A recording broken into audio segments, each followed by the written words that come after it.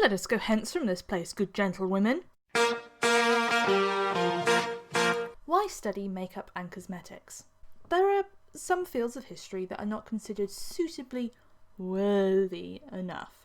People can understand studying war or the economy or politics, but bring up topics related to the experiences that mostly apply to women, and people start to lose their minds. What's the point of looking at a topic so frivolous as, say, cosmetics? What can anyone learn by looking at what women put on their faces? Isn't that a bit pointless when we could just start talking about the Reformation again? What brings me back again and again to the study of history is understanding how humanity has enjoyed shared experiences across time, and how those experiences have been changed by time. Makeup is an intensely personal thing, and it's dependent on so many factors. It's dependent on class and societal structure and specific cultural depictions and ideas of beauty. When a woman sat down at a looking glass in 1550 and began to prepare her face for the day, what was going through her head? What tools did she need? What pressures did she feel? Did she make her cosmetics or buy them?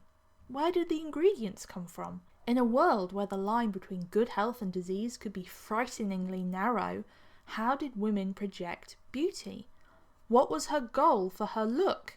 Where did she get the information for cosmetic recipes if she made them at home? From just a relatively simple object such as a lip stain or a face paint, you get all these connections to further questions that develop understanding of everyday life within Tudor England.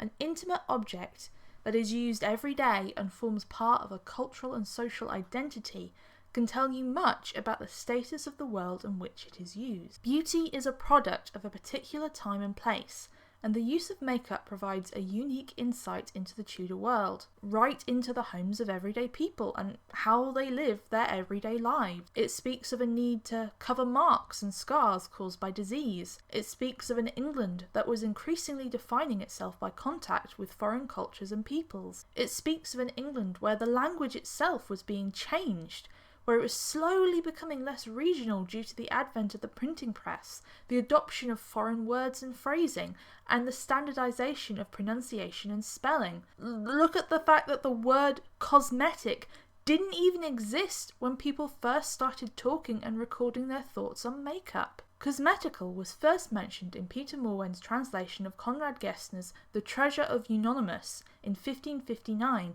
but the term cosmetic wasn't used in print until 1605 in the works of Francis Bacon. The culture of beauty and adornment existed without even having the words to describe it. Makeup and cosmetics, being personal everyday objects, can offer an amazing insight into the lives of relatively ordinary people. We can look and appreciate the thoughts and experiences of people who have otherwise been made silent by the passage of time. It brings us ever closer to the ultimate question of history. Why? But you're not here for philosophical musings on the nature of history.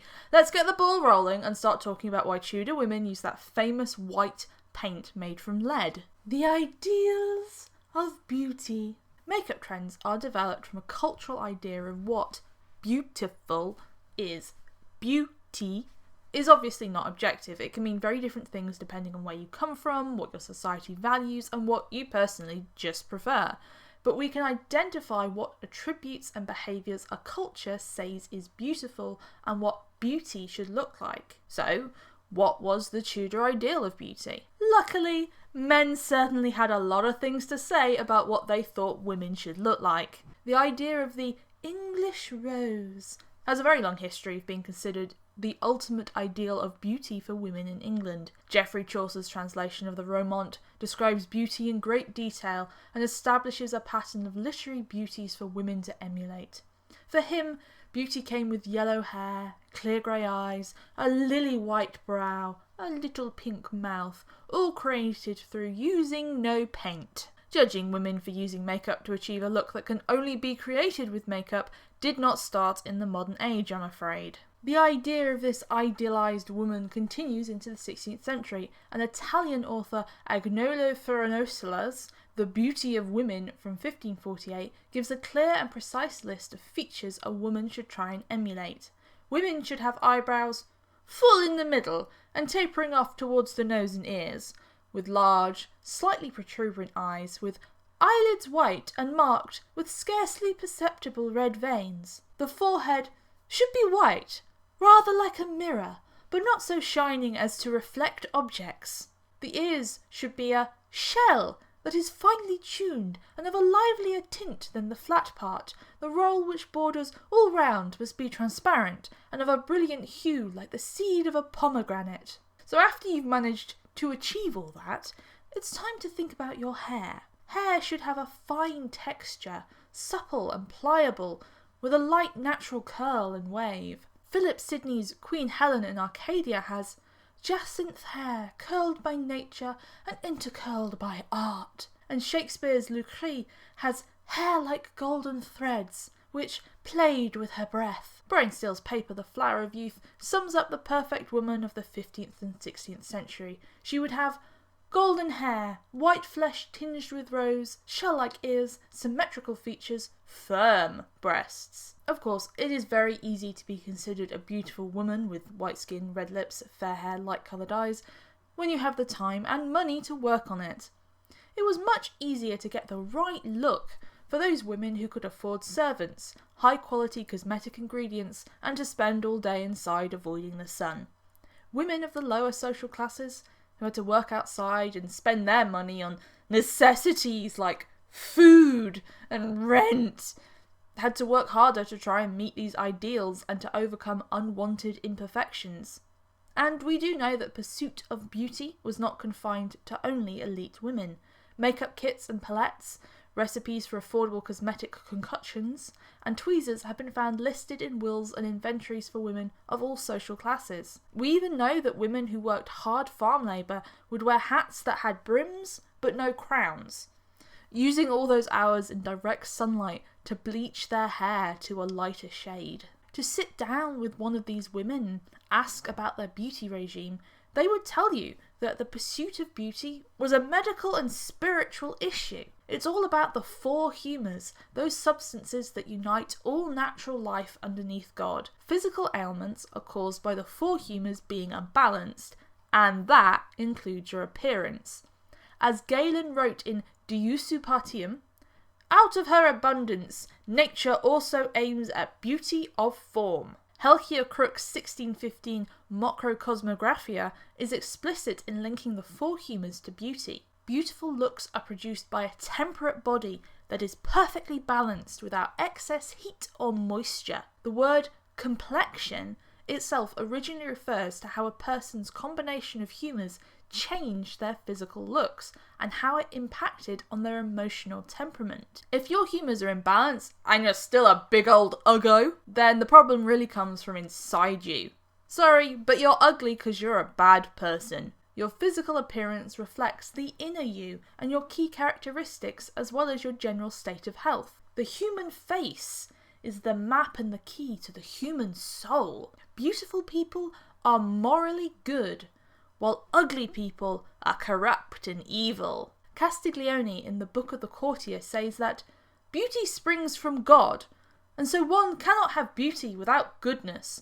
In consequence, only rarely does an evil soul dwell in a beautiful body, and so outward beauty is a true sign of inner goodness. The face tells others your place in the world and how they should react to you.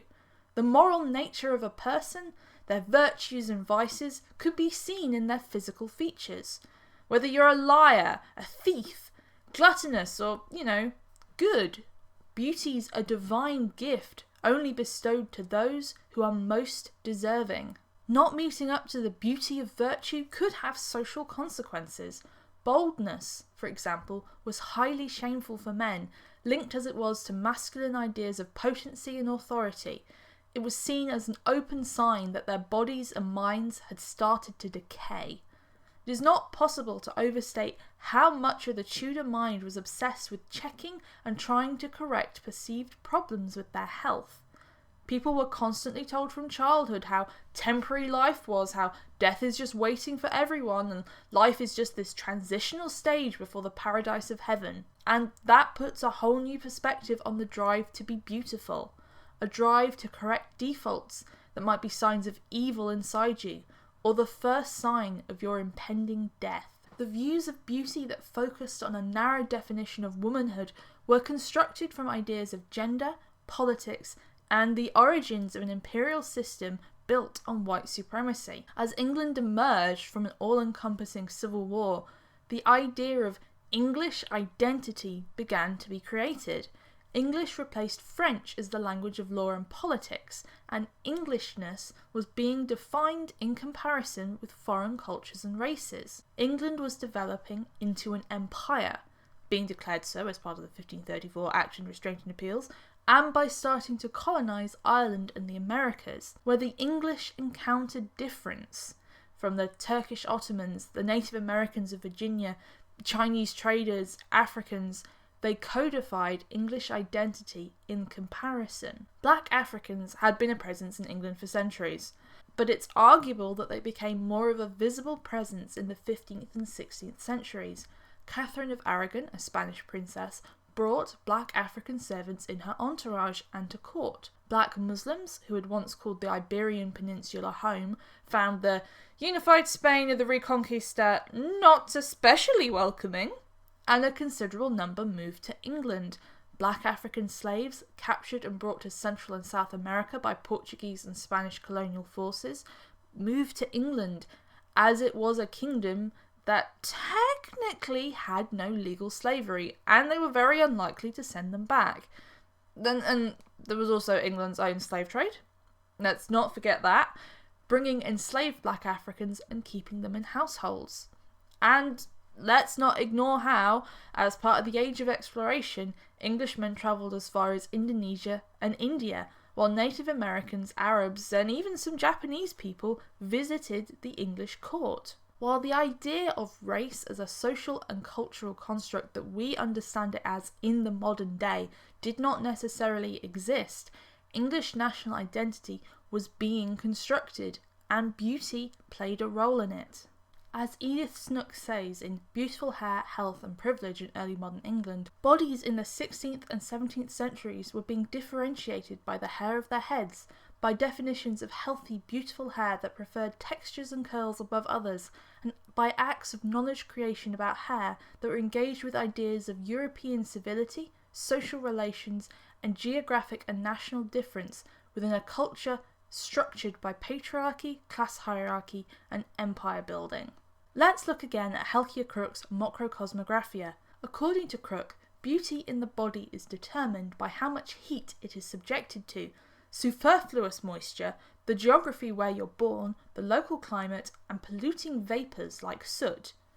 To take, say, the totally random example of tightly curled and textured hair, this was caused by exhalation it doth, or the pores whereof they pass, and black hair was caused by the vaporous excrement scorched by the heat into perfect soot. This would be more commonly found in people coming from lands where the climate was too dry and too hot, which unbalanced the humours to create people prone to poor tempers, incivility, and savageness. What can I say but ye olde yikes? The Tudor idea of beauty could only come from a temperate climate that would create civilised culture, distinguishing, in the words of Stephen Greenbolt, the members of a privileged group from the vulgar, the upper classes from the lower, the courtly from the rustic, the civilised from the savage. The best climate for producing civilised beauty was, no surprises here, the English climate. Nicholas Culpeper's translation of The Art of Physical stresses how the indications of a moderate temperature, according to the whole habit of the body, are a mixed colour in the face of red and white, as though the lily and the rose strove for superiority. The hair is yellow, and moderately curling. It is to be considered according to the country the man lives in. Andrew Board observed that a good colour cometh oft of a good complexion, and an evil colour doth come of an evil complexion. And Thomas Eliot wrote that red and white skin tones come from an equality of humours, while black, sallow, pale, or white only are produced by an inequality of humours. The qualities that were seen as attractive and beautiful were those most readily available to the bodies of wealthy, privileged Europeans. Cosmetics, like so much in Tudor society, were used to reinforce a rigid hierarchy that dedicated the maintenance of society. Beauty was a tool to promote those thought to be superior, and who was superior just so happened to be the socially and politically English elite classes. Now we've got an understanding of the cultural underpinnings of whiteface Tudor makeup, let's talk about the makeup styles used by women in the Tudor period. What do you do if you're not naturally good looking and you've got to hide those obvious moral defects of your soul to win a husband and a comfortable position in society? So today, what we're going to do is we're aiming for a classical white-faced Tudor look. Very fresh, very royal, very promoting female health and female emotional balance. A woman's humoral chart is naturally cold and damp, so a woman's colour tones should be based on red and white. The rose and the lily, very Virgin Mary, very pure, very patriotic, very spiritual. We're aiming for a pale face, a little colour in the lips and cheeks, and masking over any of those imperfections that we might have. Makeup styles did change quite drastically over the course of the 16th century. The Italian ambassador commented, when visiting the court of Henry VII, that English women favoured a natural look over their Italian counterparts. The aim of the early Tudor woman was something I've heard some historians call the pious egg. Delicious egg. A pale oval face, very high hairline, minimal colour in the face, and no eyebrows. Like, none at all. Because I'm not really feeling plucking out all my very thick, luscious eyebrows at the moment, we're going to be creating that very famous look, an Elizabethan style look. Elizabeth I wore a lot of makeup and she was a trendsetter. As one of the first world leaders to really have a mass-produced image in a way, and to really use image to send political messages, her fashion styles were hugely influential. What she did, others followed. This is our tribute to the visionary and icon of Elizabeth I. The first stage in preparing your look is to apply your primer. This is just a little thing I made up earlier. It's really healthy, it's very natural. It's whisked egg whites. The reason why these are important is they work by tightening the skin and narrowing the pores, so they make a smooth surface for applying all the other layers. And in terms of humoral theory, they avoid the risk of having your mind and your body influenced by what is being absorbed through the skin. Even better, egg whites work to reduce freckles and moles, and those are imperfections that show how bad your soul is, so not cute. Just paint the egg white. Just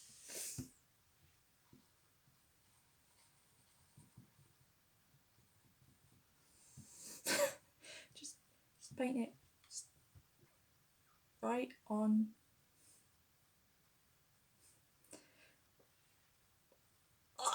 Right on your face and leave it for about 10 minutes or so.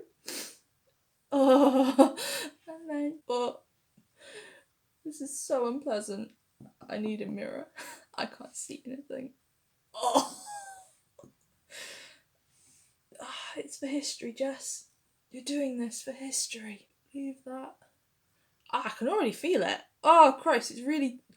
Where it's drying, it is really just... it's making it go... Feels like one of those black coal masks that you can get, which you shouldn't get because you can't recycle the packaging of those, so that's not great. So let's leave that for 10 minutes. Okay, so the next part is to, after you've left it, is, as you can see, is very, very tight on my face. I can just about get my mouth open. And clean it off with a linen rubbing cloth, which, as I explained in my Tudor hygiene video, is what you use to clean yourself off with every day. So we use that and we start to wipe that egg off. That's a huge difference.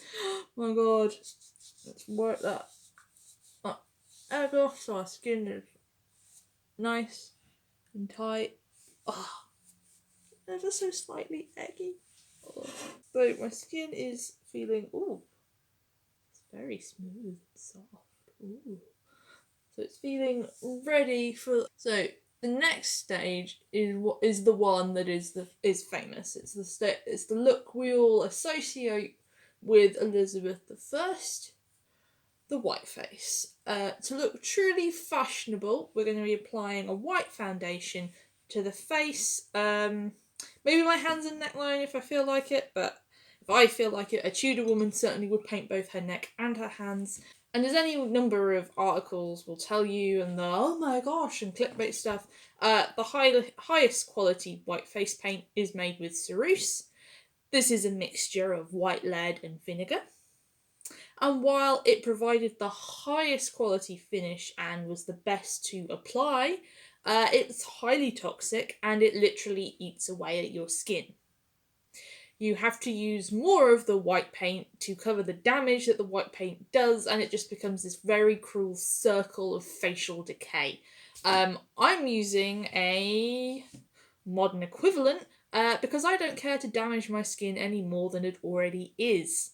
But there were a lot of recipes and varieties available for women of any kind of budget and not necessarily made of lead. It's perfectly possible to recreate Liz's look without breaking the bank. There are a lot of recipes and varieties available for women of all different backgrounds and budgets. Lead was sort of the most famous of the face paints, but it's not the only one. And because it was so expensive, obviously people had to find different varieties, so not all Tudor women had these horrendously decayed faces. You get different recipes in sort of household manuals. Remember, this is the age of the printing press, so any woman looking to recreate the look without spending the money could do. It's just a matter of going out and finding that recipe. You might learn it from a sister, you might get it in a pamphlet or a booklet, it might be one that was made by your mother, that sort of thing. This is terrible quality. I'm sorry, I tried making my own and it did not go. I just wanted to recreate the experience of being a Tudor woman, having a night out, making up her own face makeup. Didn't quite go to plan. So if we look at actual sort of recipes used by commoners, we see what kind of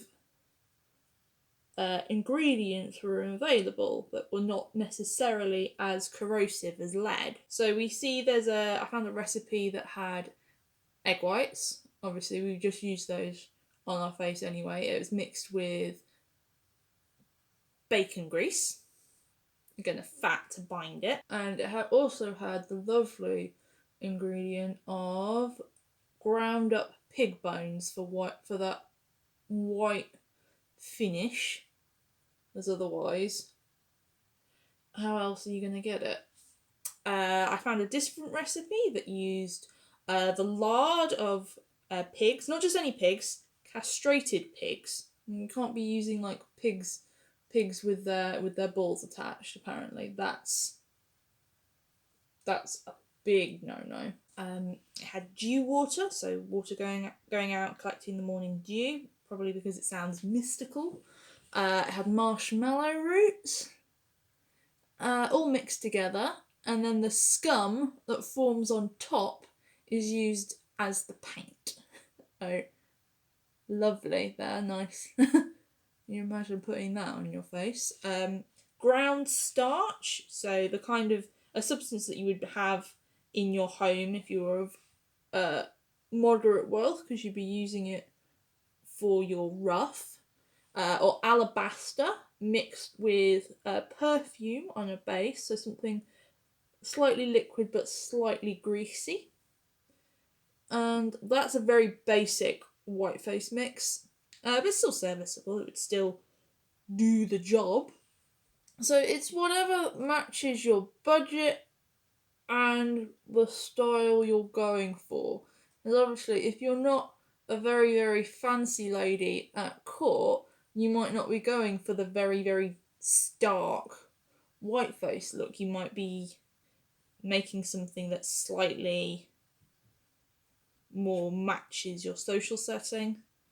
You know, if you're just going out for, you know, your husband's meal at the local guild, do you need to do the full whiteface effect? But there were lots of commentators, mostly men, who had lots of strong opinions on whiteface makeup. Thomas Tuke considered that white lead, wherewith women used to paint themselves, was, without doubt, brought in use by the devil, the capital enemy of nature, therewith to transform human creatures of fair, making them ugly, enormous, and abominable. But, you know, this is really just a look for us girls. No boys allowed. I know this is really, like, patchy. My God, they would kick me out of court. They would look at me and go, "What are you doing? What's wrong with your face?" And I'm like, "I'm sorry, this modern synthetic makeup doesn't stick to my skin as well as lead. I can't help that. I don't have any pig bones lying about the place. My brush doesn't help, but obviously they didn't have makeup sponges. There were forms of pre-made makeup. Well, obviously Elizabeth didn't like sit at her dressing table sort of making her own makeup, and there's some idea that it may have been mass produced and you may have been able to just buy it, but it's more fun to have a go yourself. I tried making a variety. This is obviously shop bought. Mine is. I tried making some with corn flour. Oh my God, that was dreadful. I tried making a variety with corn flour, plain flour, and coconut oil with a little bit of rose water, but it didn't quite go how I wanted it to, which is a shame. But you gotta, if you don't experiment, then you don't learn anything. I think one of the annoying things about the lack of sort of, I guess because they didn't have social media like we do, is not being able to directly know the thoughts and experiences of women as they applied their makeup, sort of. We have some idea, but we don't have the whole picture. It would be nice to sort of, what I remember as a teenager is sort of getting ready with friends to go out and sort of applying your makeup and being excited about that. And it would be nice to know whether Tudor women sort of had the same feeling and experience. You know, things go in and out. Makeup trends go in and out of fashion so quickly with us. It's like, did they have a way of like, oh, this year this is how we're doing lips, or this year is how we're painting our eyes? Oh no. I think a delivery man has just arrived at my house.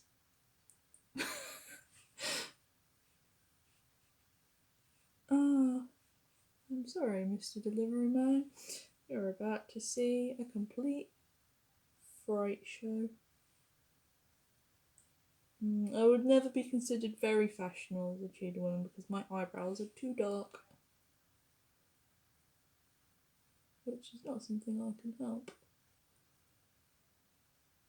I'm a very dark haired person. This makeup is applied terribly. I think it mixed with the remnant of the egg. God, can you imagine having to do this every day? But this is my face. What's interesting is that how artificial it is. Because there's obviously no way that you could look like this naturally.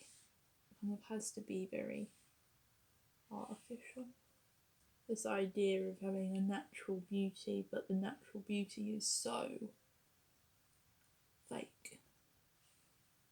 But of course, we have some idea from sort of paintings and accounts left by people, but we don't directly know how women wore their makeup every day, even if they did wear it every day.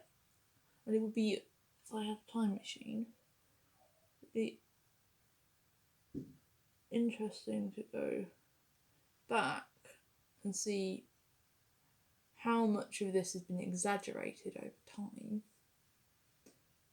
and how much of it is actually what they did.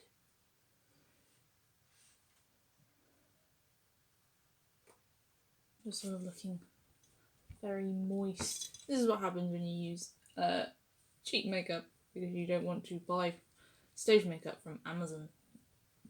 Okay, so just trying to get that a little bit dry or drier because the next stage is colouring the lips and the cheeks. Ugh, so wet.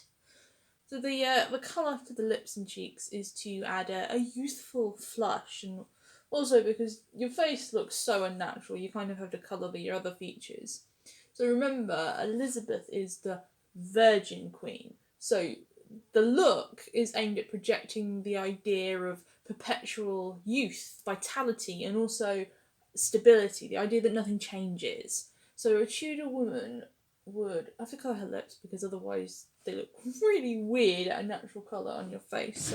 So you'd use a little ochre mixed with a bit of fat to make it stick. A red paint could be made by mixing cochineal with hard-boiled egg whites, the milk of green figs, alum and gun arabic, vermilion, alkanet root, and a kind of dye from the tree of the East Indian Brazil would be mixed with plaster of Paris to make a sort of lip pencil that you would colour as a solid block. That's also an option. But as my Tudor trading contacts aren't, talking to me right now, there's kind of a lockdown. I resorted to using a modern product. So I've just used a modern lip paint mixed with coconut oil, a little bit here and there to make it stick as a paste.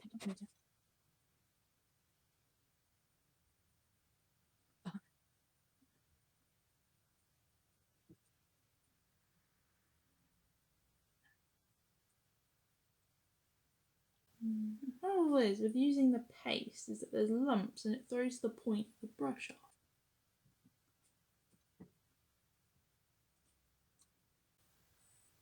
Ah, I've made a right pig's ear of that side of my mouth.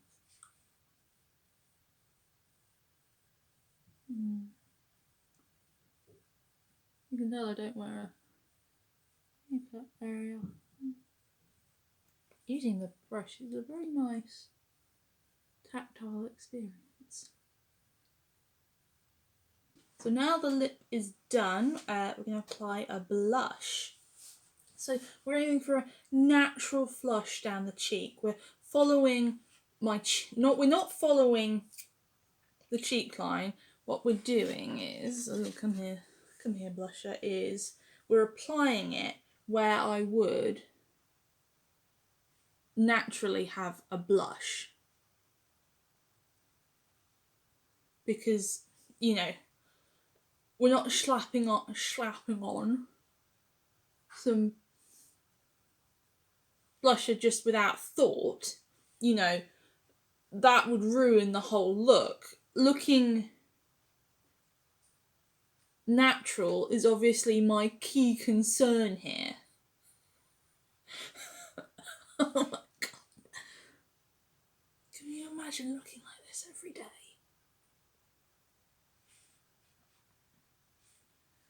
I got some lovely period accurate pot marks from my long history of cystic acne. Making sure those look... Well, they're not even, that's the problem. There we go.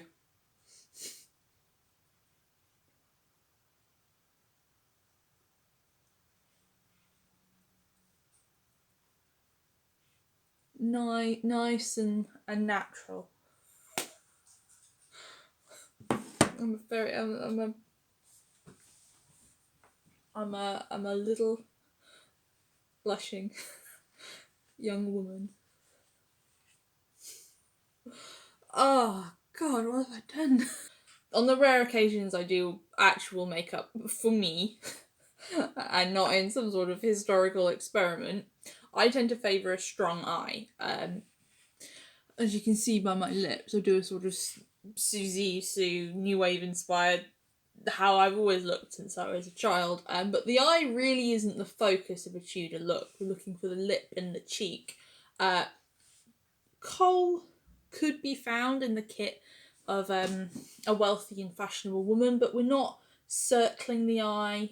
We're not doing sort of what I would do, making like kind of thing. Francis Bacon in his, sorry, I'm just trying to make a paste here, in his 1627 work, Sylvia Silvarium, describes how a late Tudor woman would use it. The Turks have an eye powder made of a mineral called alcohol, which is a fine long pencil they lay under their eyelids, which doth colour them black, whereby the white of the eye is set off more white. With the same powder they colour also the hairs of their eyelids and of their eyebrows, which they draw into embowed arches. So, using a kohl, I think that's what they're talking about, would be more like a modern mascara, highlighting the eyelashes, which might otherwise be lost in all this white. So I just made up a very small kohl powder. It's not going very well. God, how did I do it?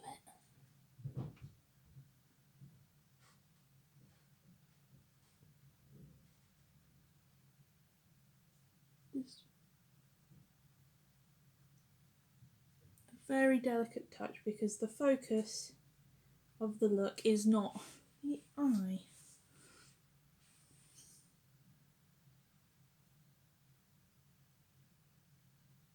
So, I haven't really done anything with my hair because I don't have a wig, but to accessorise, a Tudor woman might add a wig or dye their hair to be a more fashionable colour.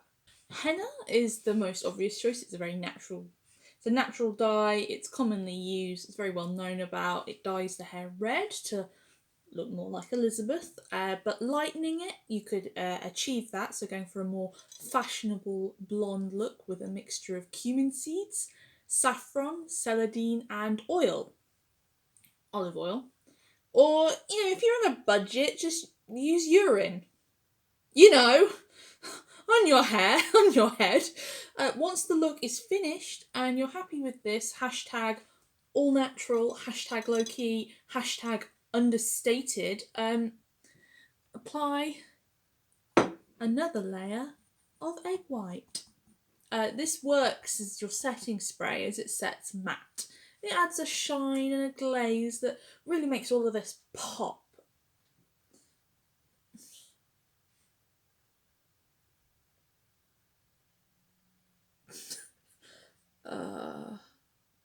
I don't want to take off face paint. There we go. Just making sure it's set. It's tight and lovely. Oh, so cold. Oh, I got a big curd on my nose. Oh, meringue. Have you never seen a more natural beauty?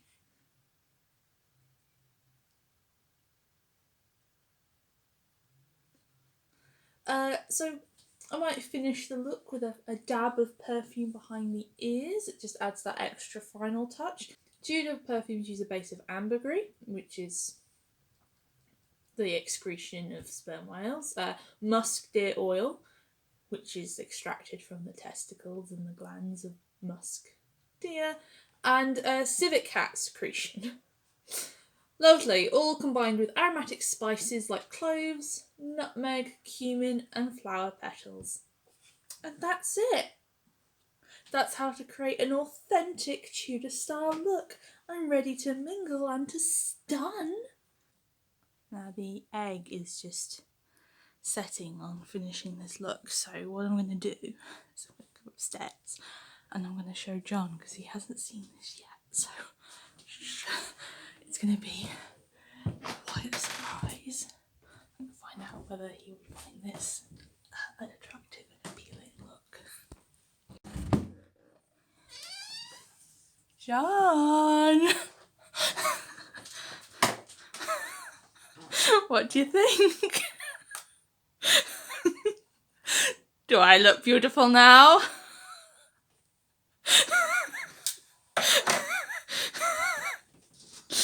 John's not home today. So, this is us together. I painted my face with more egg. I didn't think you could get much whiter, and yet. I know, so this would be us out on the town, you looking entirely normal with your normal face, and then me like this. Oh, you can see my eyeliner's run. I painted my eyelids. Doesn't smell very eggy. It's meringue. Egg white. I whisked it. So as we can see, he loved it. He totally adored it, and we're ready to hit those nightclubs. You can see, do a quadrille, a dance. You can see it's not setting very well on my eyelids, which must have been a considerable problem that they faced. And oh, I look like a sad, sad clown. Looking at the amount of ingredients used for all those products really gives an insight into the trading world that the Tudors had access to. Many of these products, for those who had the coin, were ready-made and commercially produced, advertised for their beautifying properties as much as any cosmetic available today. Ben Jonson in Volpone describes an advert for a foundation that claimed to be the powder that made the Venus a goddess, that kept her perpetually young, cleared her wrinkles, firmed her gums, filled her skin, and coloured her hair. And then we should consider how makeup reflected growing travel and trade around the globe. Philip Stubbs, in his 1583's Anatomy of Abuses, describes cosmetics as made of many mixtures and sundry compound simples, both far-fetched and dear-bought, cunningly mingled together. Makeup recipes tended to include at least 2 ingredients, and many required 6 or even more. The sheer range of ingredients tell us how connected England was to the wider world. They lived in a society as globally reaching as our own. Cosmetic ingredients included roses, lilies, eggs, goat's milk, lemon, walnuts, almonds, spiced wine, bean water, coral, ginger, lime, rosemary, pigeon, sheep feet, aloe, cloves, oil of tartar, hog's grease, breadcrumbs, lard, deer marrow, salamander blood, roch alum, ox gall, brimstone, ambergris, verdigris, cochineal beetles, boiled lizard, mercury, lead, camphor, frankincense, myrrh, gum arabic, cane juice, Brazil wood, civet, plantain water, quicksilver, silver sublimate, poppy seeds, mummy, and urine. Some of these ingredients could be found in England for sure, but the majority were based on how wide-reaching trade relations were 500 years ago. And of course, consider that the colour palette used was red and white. Kimberly Pottevin, in her paper Inventing Whiteness, Cosmetics, Race and Women in Early Modern England, noted that by painting their faces white, their cheeks red and their veins blue, early modern women reproduced long-standing associations of beauty with whiteness and helped solidify associations between racial difference and skin colour. Skin colour was increasingly becoming a signifier of class, civility and race. The artificial red and white complexions of English women were, in part, created as contrast to darker-skinned peoples. It set richer women above women of the lower classes, who spent time outdoors during manual labour with no protection from the sun. It set rich white women above their black-skinned servants. Brown complexions were seen as intrinsically less attractive and beautiful than those with skins of snowy cream.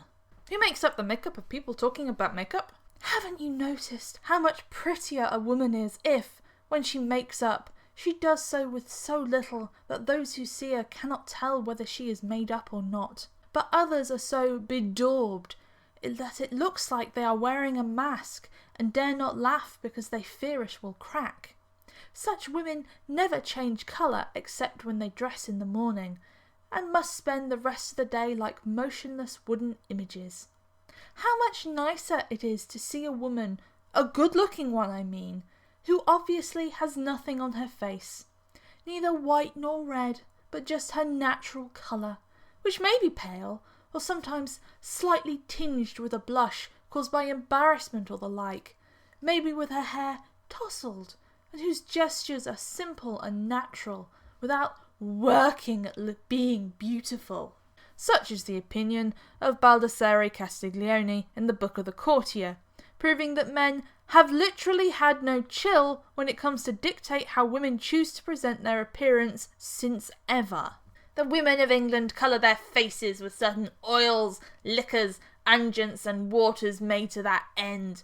Their souls are thereby deformed, and they brought deeper into the displeasure and indignation of the Almighty, wrote Philip Stubbs, a man who never met a cultural artefact that he didn't hate.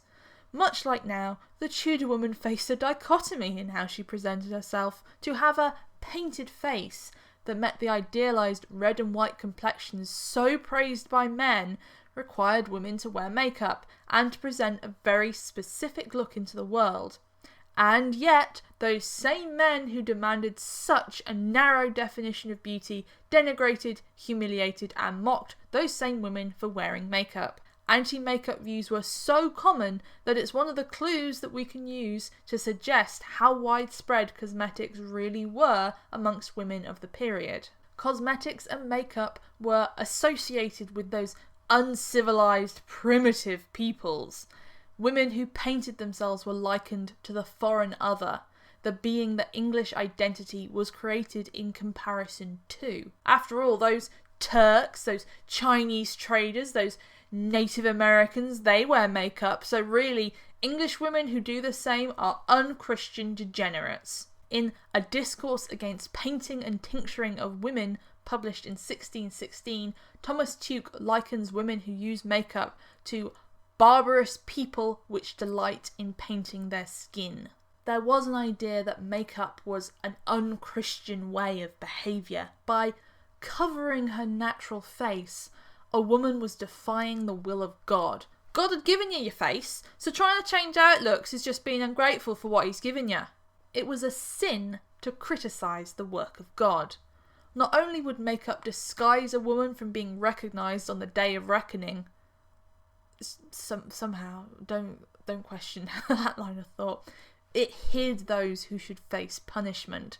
Ugliness and deformity marked out those with corrupt, evil souls who deserved punishment. Even if you were a naturally beautiful woman, using makeup to enhance what you already had was vanity, another sin. Beautiful women would in turn tempt men to the sin of desire. Thomas Nash's Christ's Tears over Jerusalem from 1593 imagines God handing women who used makeup straight over to Satan, with God advising Satan, with black boiling pitch rough cast over her counterfeit red and white, with glowing hot irons, singe and suck up that adulterized sinful beauty wherewith she branded herself to infelicity. Women, so naturally untrustworthy and prone to sin inherently, could be tempted into an eternal life of fraud and deceit by using cosmetics. The painted woman had need to be twice defined, Thomas Tuke explained, for she is not what she seems, and though she be a creature of God, as she is a woman, yet she is her own creatrice. Makeup allowed women of any rank and background to resemble those of the highest classes. Male commentators saw cosmetics as stopping their ability to distinguish laundresses from ladies, good from evil, natural appearance from artifice. makeup reinforced hierarchies as well as carrying the potential to erode social and class barriers that dictated society. Philip Stubbs said that it comment to pass that one can scarcely know who is a noble woman, who is an honourable or worshipful woman, from them of the meaner sort. Although, mate, if you can't tell a peasant from, like, a fucking duchess or something, that's your problem. Think back to all those ingredients, all those fancy, exotic, expensive ingredients from all around the world. Female skin, in the words of Galen, was thought to be more sponge-like and softer than a man's. The skin was thought to absorb substances and change the humoral balance of the body. With lead-based makeups permanently damaging the skin, what other confirmation could you need to prove makeup would corrupt the soul from the outside in? Makeup would corrupt the body and malform its purpose. Ambrose Paré warned that women who painted their faces with red and white ceruse would find their skin permanently blackened. And Thomas Nash warned his female readers that, howsoever you disguise your bodies, you lay not on your colours so thick that they sink into your souls, that your skins being too white without, your souls be not all black within. Makeup applied to the skin manifestly expressed that weaknesses to be expected and hated within women would be amplified, magnified, exposing them. Tuke explains, as the exterior author of these devices is evil, even no other than the devil, so the interior grounds thereof are also evil, as pride, wantonness, and lack of judgment, or else rebellion of affections against judgment. Women paint because they are weak women, and because they paint, they reveal their corruption and weakness to the world.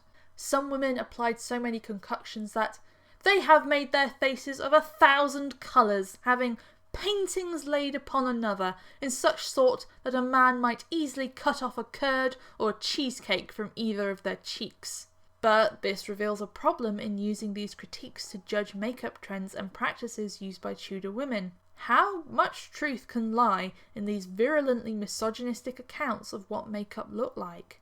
Did these men present an actual factual version of how women actually looked with white-face makeup, or did they lie and exaggerate to satisfy their own opinions of women as silly, evil, and frivolous? It is easy to make women look foolish by describing their makeup as thick and slapped on, and making it sound like it resembles a clown. But all these accounts come from a very specific selection of society. They are most often the reflections of learned Puritan men who have a specific reason why they have an axe to grind about makeup. Most of them were extremely religious and against makeup for that reason. Others saw makeup as a tool used by women for themselves and hated it because of that. Like the misogyny many men have today about cosmetics, they resented makeup as it can be a tool used by women to assert control and ownership of how we present ourselves to the world. Makeup can be a tool for expressing individuality, a desire to shape how others react and respond to us, and those were no different for the Tudor woman. It is notable that makeup became an issue and more common with a woman at the head of government. The Tudor world was a patriarchal one, and while there were many ways in which a woman could succeed, achieve, and dictate areas of her life, ultimately, the choices any woman could make in regards to her life were not within her power, but her face, the window that she presented to the world. That was under her command. Conclusion. Makeup and cosmetics can tell us so much about what an ordinary person valued in their lives. The kinds of people who have otherwise left no trace on history, who lived and died anonymous lives, but still held assumptions, beliefs, and wants for their life. Beauty was deeply linked with time and death, another reminder in an age where death loomed large over all, another reminder of how quickly happiness and health could fade. It was part of the wider view of health and the humours, a holistic approach to medicine and well-being that included all aspects of a person's being. It spoke to the multinational aspect of English Renaissance culture. inspired by seeing others and by using ingredients from all across Europe, Africa and Asia. And it was part of this age of increased knowledge, travel and movement that we can see the origins of a rather darker, more sinister idea. Beauty defined who was seen as having worth and who was not. The narrow ideals of beauty imposed ideas and rationalizations to certain features. Beauty was a sign of heroism and good character, leaving those who couldn't meet those standards, the poor, the social outcasts, the disabled, peoples of colour, to be seen as not fully being part of society. Men and women of the Tudor period were the architects of the belief that key essential differences between the English and others could be seen and discerned. Whiteness as a concept and identity began to be seen as an essential trait of Englishness. It symbolised purity, civility, nobility, concepts used to distinguish the particular qualities of an Englishman and an Englishwoman. Just as makeup was both celebrated and criticised as part of a desire to manage and control the female body, white-face cosmetics emerged to begin the construction of inherent racial differences. This was a really interesting topic to research on and work. I will admit that I didn't really know that much about makeup of the Tudor period, just the standard blank white-face stuff, lead-based makeup, blah blah blah, and I did have the idea it was sort of overblown, you know, people making a big deal out of a vague historical fact they sort of know to go, oh my god, people used to be so weird and stupid, why did they do things like that? The kind of inane, unquestioning repetition that I, in my own tiny way, am trying to combat. Looking into what women did and the wider social implications of cosmetics was really interesting. I'm especially grateful to Edith Snook and Kimberly Poitevin, sorry if I got that wrong, I wasn't quite sure, for their work in looking at the colonial and racial aspects of Tudor whiteface makeup. Their papers felt really eye-opening to me in looking at how this particular style and developed in response to increased travel and presence of Black Britons.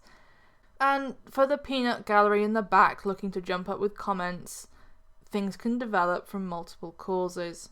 White face makeup is both a product of a very narrow elite view of beauty, as well as a response to the increased global nature of Renaissance society with increased presence of peoples of colour.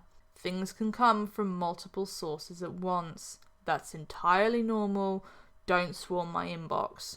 If you enjoy what I do, please like, subscribe, click a bell, share my videos with others. Doing that appeases the algorithm gods and lets other people engage with the work I do, which is good. Help me to keep on growing my channel. You can also support me with a one-time donation or by helping research for future videos by buying me a book from my wish list. I put egg on my face for your entertainment. It's got to be worth something.